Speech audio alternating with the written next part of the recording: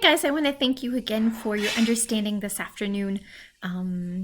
Unfortunately, my daughter had hurt her hand and we had to go and get x-rays on the spot. So I really appreciate your understanding. I am going to go over what I would have gone over in class with you. So I just want to talk to you basically about the weekly work.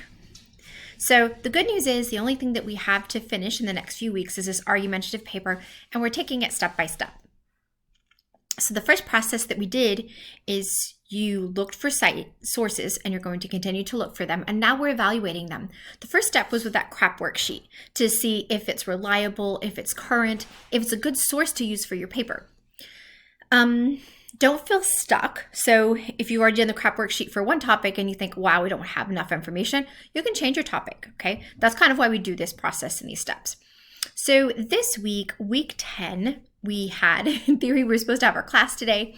And then you have the revision reflection for essay number 3 that's due.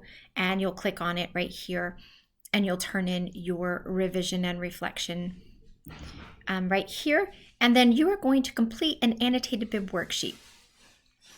So, my apologies. What you need to do is that you have those 3 sources. You have one background source, one source that supports what you're saying, and one source that opposes what you're saying. This worksheet is step number 1 in the annotated bib. That's final product will be worth 5% of your grade. So this right now is just the worksheet and it's for completion points. So you'll find your background resource and you will include the MLA and text citation, right? And if you're struggling, it needs to be double spaced. You click enter and then you click tab to get this, okay? These are hanging indents. Then you put in what the in-text citation would be, which is Demeritus and Rutgers. And then you go through and you complete an annotation. And in order to complete the annotation, you answer these questions. So it says, who are they? Why are they an authority on the subject? So if it doesn't tell you in the article, go ahead and Google search them, okay? So I searched them. They told me they were both professors of law, and when I Googled them, it said that they had written several articles and argued same-sex marriage cases in the state of New York, okay? The author's thesis. The author explains, should be the authors, the past and present battle of legalizing same-sex marriages. Strength of the article. I want you to tell me what the article did well. This article cites several important cases. Weakness. This present conflict of our government was not discussed. Where will you use this? So I'm asking, will you use it in the background? Will it be a supporting section or an opposing section? If you're not going to use it, then tell me, okay?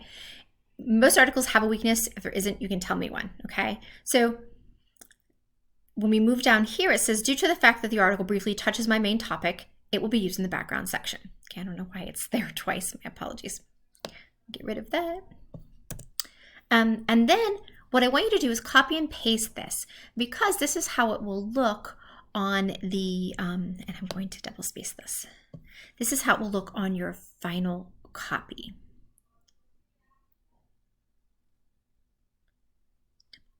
Okay.